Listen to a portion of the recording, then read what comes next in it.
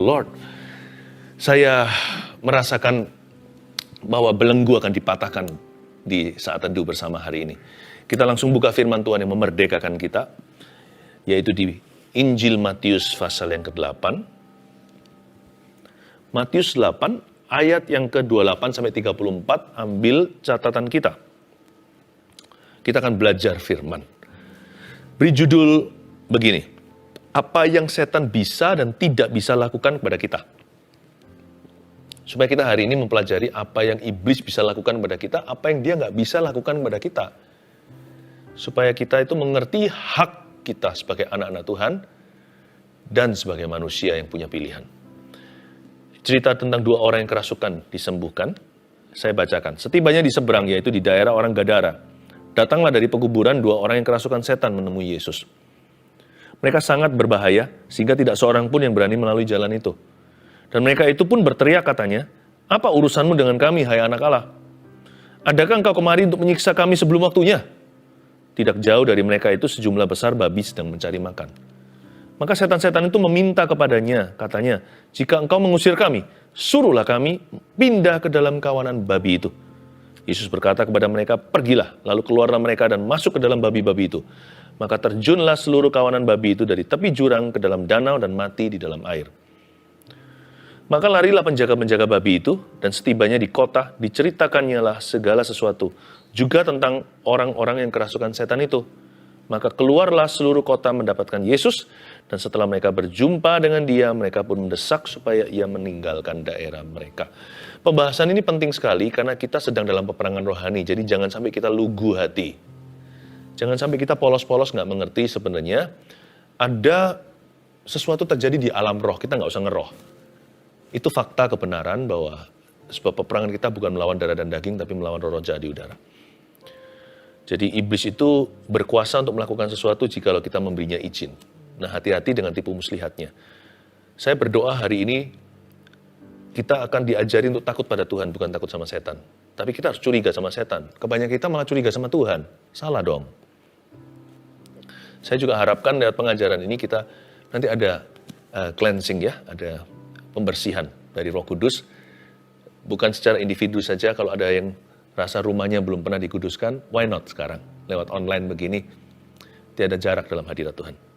Saya bacakan, coba sekarang kita jelas, supaya kita semakin jelas nature atau hakikat setan seperti apa, supaya kita jangan jatuh ke dalam jebakan.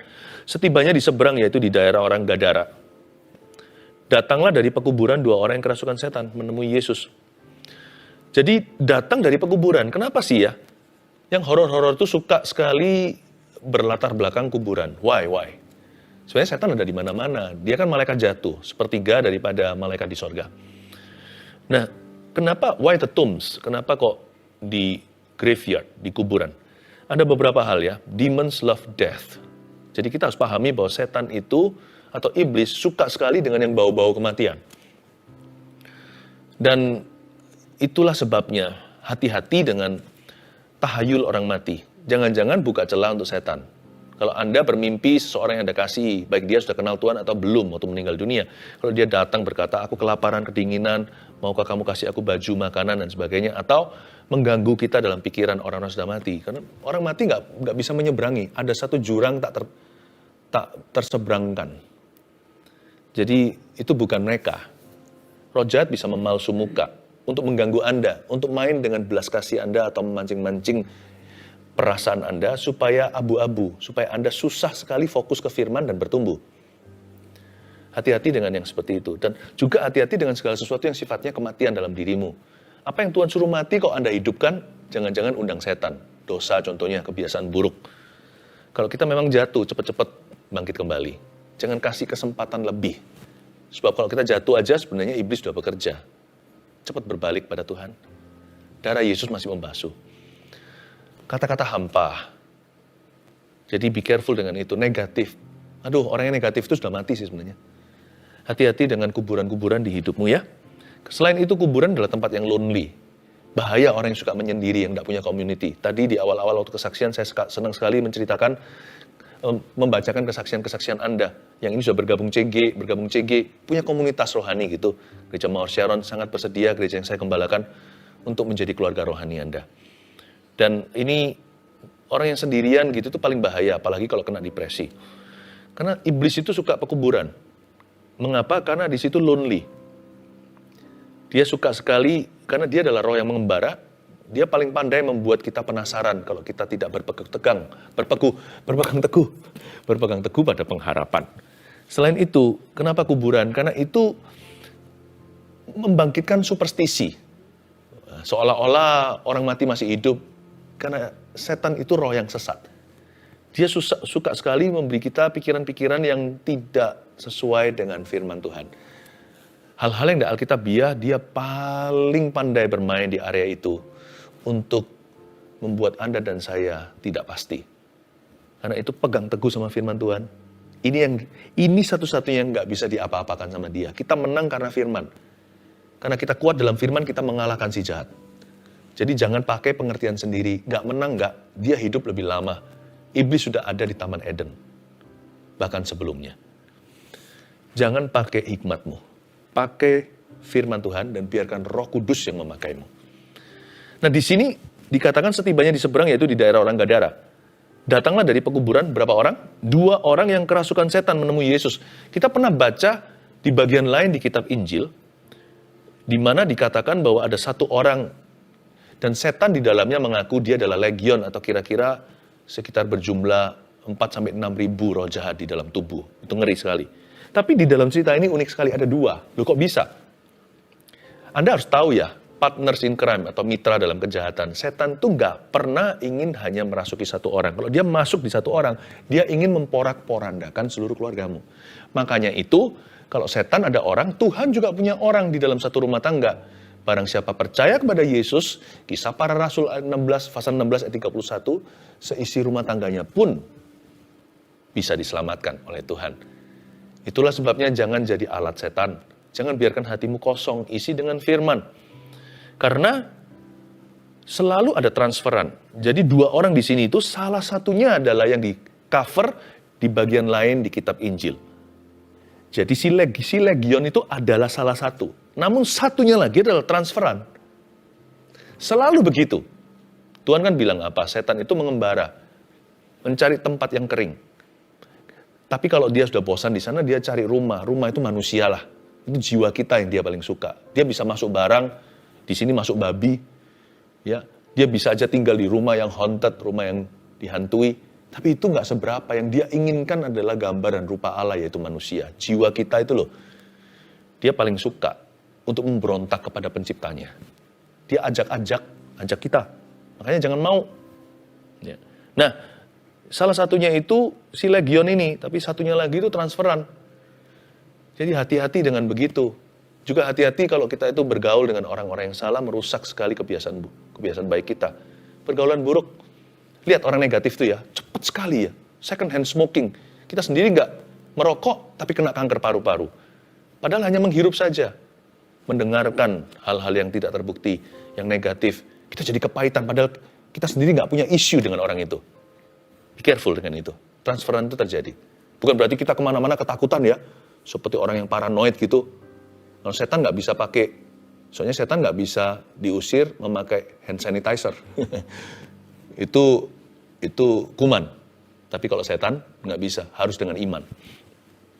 2 orang yang kerasukan setan itu menemui Yesus. Lihat itu. Bukan setannya yang menemui Yesus dulu, tapi jiwa orang itu diberi kesempatan oleh Allah Bapa. Karena Allah Bapa yang membawa kedua orang itu kepada Yesus putranya. Tahukah the human souls always are drawn to Jesus Christ? Jangan pernah kita lihat orang lulus, itu orang setan, atau setan lu. Jangan begitu. Kasih kesempatan pada orang untuk bertobat. Kita harus doakan tawanan, agar mereka dibebaskan. Tahu nggak? Orang sebejat apapun, dalam hatinya itu ada kehampaan yang Yesus bisa isi. Hanya Yesus yang bisa mengisinya. Jadi jiwa setiap manusia itu diciptakan dalam gambar rupa Allah. Berarti ada satu kehausan, kelaparan. Asal jangan terus didinai, disangkali. Lama-lama kapalan tuh hati lama-lama kebal. Tapi di dalam hati setiap kita sebenarnya mencari. Kita itu ingin berjumpa dengan Yesus. Jiwa manusia itu haus. Sebenarnya loh ya. Gak peduli dia Hitler sekalipun. Pasti ada satu masa di hidupnya. Dia itu mencari kebenaran. Cuman ya mungkin pilihan hati atau memang dia salah pimpin, salah tuntun. Makanya kita jangan salah menuntun orang pastikan kita selalu menuntun orang pada Yesus ya. Seperti yang kami terus ingin lakukan tiap Rabu Sabtu with you. Nah, mereka menemui Yesus ya, lalu mereka sangat berbahaya. Mereka sangat berbahaya. Iya, karena setan di dalam diri mereka sangat berbahaya. Salah satunya legion yang kita tahu.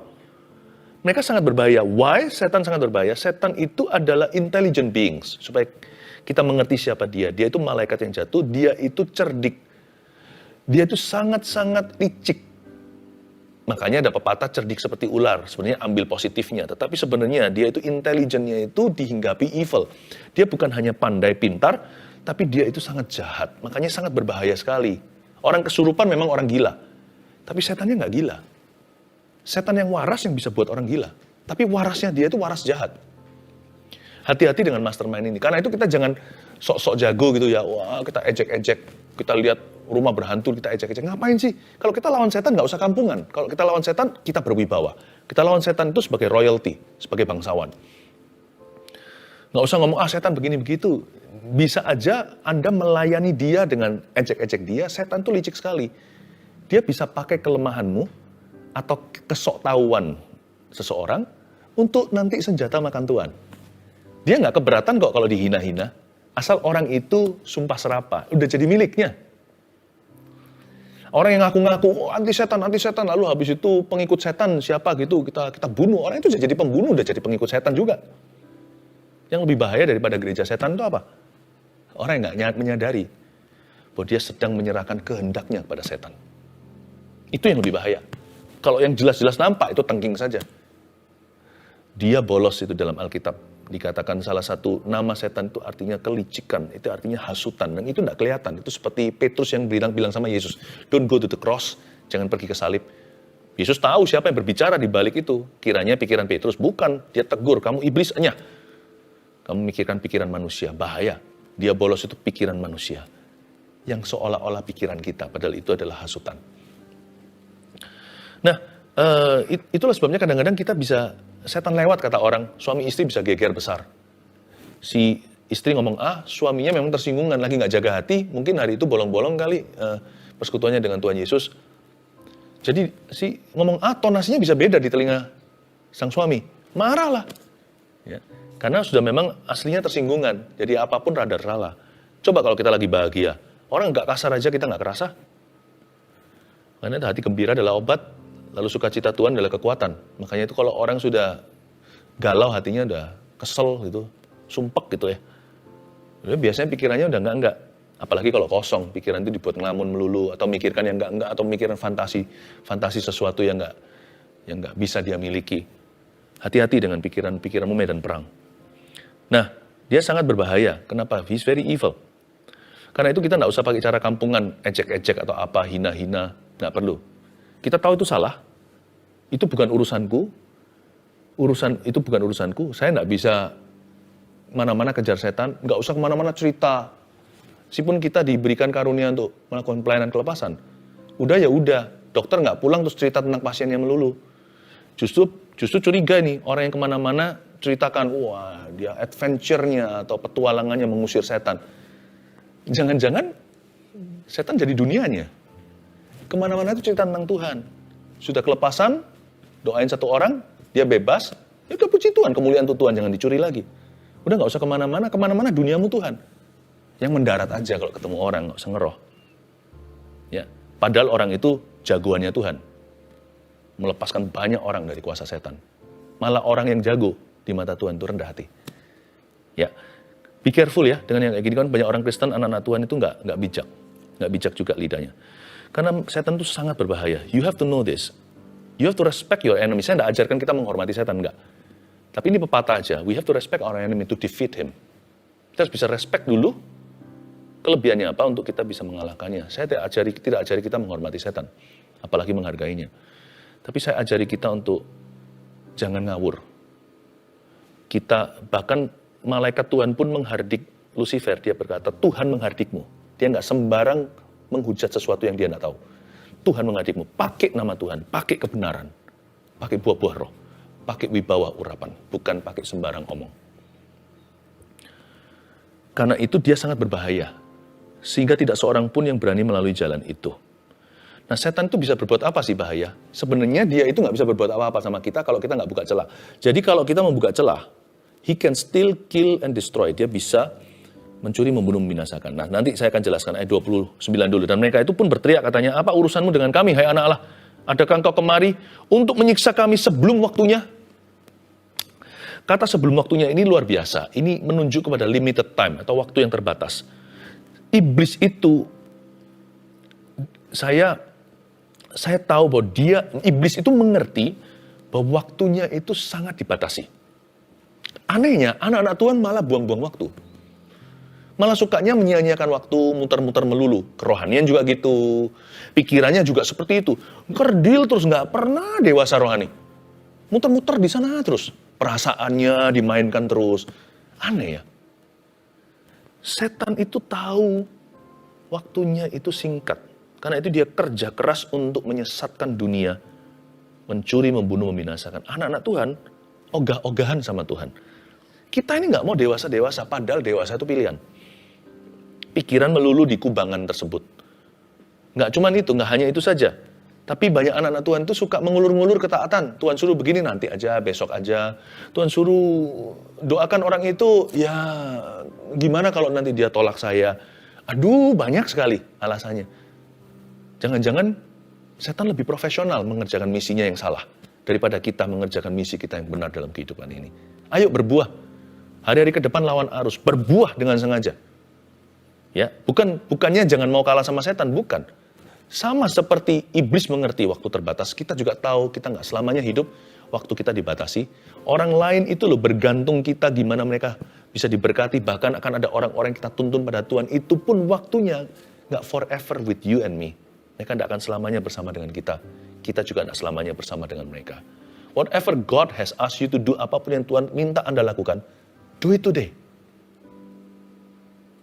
Kalau sumber dayanya sudah ada di tangan. Ya. Kalau sumber dayanya sudah melekat di tubuh lagi, lidah kita tinggal beritahu, ya kan? Tangan kita tinggal dilipat untuk berdoa, atau kakiku berjalan untuk Tuhan, tanganku kerja buat Tuhan, mulutku puji namanya, kakiku berjalan cari jiwa, upahku besar di sorga. Kalau sumber dayanya sudah melekat di tubuh kita, ngapain kita ulur? Ya. Nah, ayat 30, tidak jauh dari mereka itu sejumlah besar babi sedang mencari makan. Ini aneh, memang di daerah orang Gadara, tetapi ini kan di daerah utara, ini kan di wilayah Israel maksud saya. Sebenarnya terus terang kalau saya baca ini, saya curiga bahwa pemilik babi ini, pengusaha, dia itu melanggar perbatasan. Jadi dia memasuki wilayah orang Yahudi, dan kita semua tahu Yahudi mengharamkan babi. Membawa babi-babi ke sono. Mentang-mentang karena waktu itu bangsa Israel jajahan. Saya nggak tahu pengusaha ini backingannya siapa. Tapi mungkin dia orang berkuasa. Punya babi ribuan loh. Ini peternakan. Dibawa ke daerah orang Gadara memang, tetapi di daerah situ mungkin di daerah sekitar kampung nelayan tidak jauh dari sana. Di daerah-daerah sana banyak orang-orang Israel, orang-orang Yahudi maksudnya. Dan menurut saya sih babi-babi ini memang, dan pengusaha ini memang cari masalah. You know, when you trespass, when you're trespassing, you are moving outside of covering. Tahukah waktu kita itu trespass itu apa ya? Perbatasan, nggak boleh lewat dari sini. Lewat dari sini ada pagarnya itu, ada pagar listriknya, ada gambar orang ditembak, gitu ya. Ini adalah daerah militer. Masuk sini masuk daerah zona bahaya. Jangan salahkan kalau masuk sana makan peluru. Atau di rumah tertentu ada alarmnya, ditulis di sini. Ini batasnya. Dilarang untuk memasuki wilayah kami. Nah, trespassing, ketika Anda mengambil hak orang lain, Anda keluar dari covering Tuhan. Pastikan Anda dan saya tidak mengambil apa yang bukan milik kita. Ini mengambil teritori atau wilayah, babi-babi ini segera jadi mangsa. Memang bukan Yesus yang marah lalu bunuh babi itu. Tetapi jangan salahkan kalau setan nanti nggak ada tempat masuknya ke situ. Kalau dia mengembara nggak ketemu manusia berikutnya, dia masuk ke sana. Be careful dengan sesuatu yang Tuhan berkata, no, jangan dilanggar batas itu. Keluar dari situ bukan butuh visa, keluar dari situ tak ada perlindungan Allah. Ini orang-orang Gadara cari masalah. Coba pikirkan, kenapa ada area-area yang disikat sama iblis bertubi-tubi dalam hidupmu? Mungkin ada pelanggaran di sana. Ada pelanggaran yang disengaja dan dibiar-biarkan di situ. Makanya pernikahannya tidak pernah bisa pulih. Bagaimana bisa Anda mengambil barang setan atau apa yang bukan milik Anda? Selingkuh contohnya. Batas Anda itu adalah pernikahanmu. Jangan ambil sesuatu yang Tuhan katakan di luar itu tidak ada restuku. Saya nggak berani sih. Saya nggak berani mendahului Tuhan, pergi lebih jauh dari Yesus. Emangnya saya siapa? Hidup saya itu mungkin masih beberapa hal di tangan saya kontrolnya. Tapi sebagian besar hidup itu di luar kendaliku. Apalagi kalau mati. Akhiratku di tangannya. Jadi mendingan jadi orang itu nurut aja sama Tuhan. Itu paling enak sih. Susah, suka, duka, kita tanggung bersama dengan Tuhan Yesus. Nikmat sakit, ada Tuhan. Ayat 31, maka setan-setan itu meminta kepadanya. Ini setannya minta. Setan itu nggak ngawur, dia itu juga mengerti apa artinya pengacara. Dia berkata, katanya, jika engkau mengusir kami, suruh kami pindah ke dalam kawanan babi itu. Kok nggak minta begini? Suruhlah kami pindah ke murid-muridmu. Atau Yesus kan pasti bersama dengan orang tertentu. Tapi mereka bersama dengan Yesus, mereka dalam kafring, dalam perlindungan, mereka ada di poros kehendak Allah. Dia lihat kiri kanan, ku lihat saja banyak pohon cemara. Bukan cemara yang dia lihat. Dia lihat mana yang di wilayahku, bukan di wilayah Yesus. Dan itu orang atau benda atau barang atau hewan itu di luar wewenang. Dia lihat mana yang tidak ada kafring, itu babi. Boleh nggak kita masuk ke sana? Dia nggak berani tunjuk yang berada, minta disikat sama Tuhan sebelum waktunya. Nggak berani dia. Boleh nggak aku masuk ke muridmu? Bahkan Yudas Iskariot pun dia nggak berani masuki. Belum, karena Yudas masih beres waktu itu. Dia nggak berani, boleh nggak masuk ke Yudas? Boleh nggak masuk ke Petrus? Nggak bisa. Petrus itu mulai masuk ke wilayah abu-abu ketika dia mulai lancang mulut, lancang pikiran. Dia mulai melanggar dan dia mulai berbicara di luar wewenangnya. Tetapi setan nggak menemukan suatu celah, dia nggak bisa bekerja. Babi itu, ini babi masuk ke wilayah Yahudi, tanah Kanaan yang diberikan ke Yosua. Kok aku najiskan dengan cara gitu? Coba baca hukum Musa. Ya, kita nggak usah ngikuti hukum-hukum Taurat itu lagi, karena semuanya itu bukan apa yang masuk ke dalam tubuh kita yang menajiskan, karena itu keluar ke jamban, tapi apa yang keluar dari mulut kita, dari hati itu keluarnya, itu yang menajiskan kita. Tapi coba bayangkan, Tuhan ajarkan di situ daerah itu adalah daerah worshipnya orang Yahudi. Dia berani-berani bawa babi ke situ. Sebenarnya nggak bisa marah sih. Nggak bisa marah. They ask for it. Jadi mereka yang tidak menghargai wilayah teritori. Setan itu minta kan suruh kami pindah ke dalam kawanan babi itu. Tapi dari sini ya saya juga belajar sesuatu ayat 31 ini lucu. Kalau setan aja nggak berani menyurupi babi, harus minta izin Yesus dulu baru dia bisa berbuat sesuatu. Apalagi kita. Babi nggak bisa, mana mungkin domba. Paham maksud saya? Dia harus, apa itu kalau bahasa Jawanya ya? Kulon nuwun itu terima kasih ya. Matur nuwun ya. Kulon nuwun, sorry. Matur nuwun itu terima kasih. Kulon nuwun. Dia harus permisi dulu, boleh nggak masuk ke situ. Sama babi aja, padahal itu babi pelanggaran. Itu ditilang. Sama babi aja dia minta izin dulu kok, apalagi ke kita. Jangan pernah kita merasa, aduh hidupku tuh begini karena aku udah berkuasa atasnya. Come on, that's the biggest nonsense. You have a choice, Anda punya pilihan. Apalagi kalau Anda mengaku Yesus adalah Tuhan. Anda adalah anaknya. Yohanes 1:12 berkata, barang siapa percaya kepada namanya diberi kuasa menjadi anak-anak Allah. You have authority. Kau punya otoritas. Jadi jangan pernah kita itu victim mentality. Anak-anak Tuhan yang paling melanggar otoritas Allah adalah mereka yang suka mengasihani diri sendiri. Kasihan aku. Victim mentality atau mentalitas korban. Orang seperti itu bertindak seolah-olah nggak ada pilihan. Seolah-olah Tuhan nggak adil. No, you have a choice. Memang kita nggak punya pilihan. Hari ini kita sakit apa kan kita nggak minta. Kita ngalami masalah dan sebagainya. Pandemi dan sebagainya. Dan lain-lain. Betul. Tapi your attitude, sikap hati kita. Iman kita. Percaya kita, syukur kita. Doa kita. Nggak bisa dibatasi. Kita bisa milih sendiri. Nah, yang bagian inner life atau kehidupan di dalam diri kita, inside us ini tidak bisa dijamah setan. Jadi kalau sampai setan ada di dalam, ada yang buka pintu dari dalam. Suruhlah kami pindah ke kawanan babi itu. Yesus berkata kepada mereka apa? Pergilah. Lalu keluarlah mereka dan masuk ke dalam babi-babi itu. Wow. Maka terjunlah seluruh kawanan babi itu dari tepi jurang ke dalam danau dan mati di dalam air. Yesus berkata, pergilah, lalu keluarlah mereka masuk dalam babi itu. After all ya, bagaimanapun juga itu collateral damage, atau seolah-olah collateral damage itu apa? Kerusakan yang perlu terjadi. Bisa nggak Tuhan langsung usir aja dia ke neraka, tapi belum waktu. Tuhan itu konsekuen dengan timingnya. Nah, setan-setan itu harus keluar ke sebuah tempat. Bisa nggak Tuhan lempar jauh? Juga bisa. Tetapi hari itu mereka minta sesuatu, itu pelanggaran. Aku bisa masuk ke sana nggak?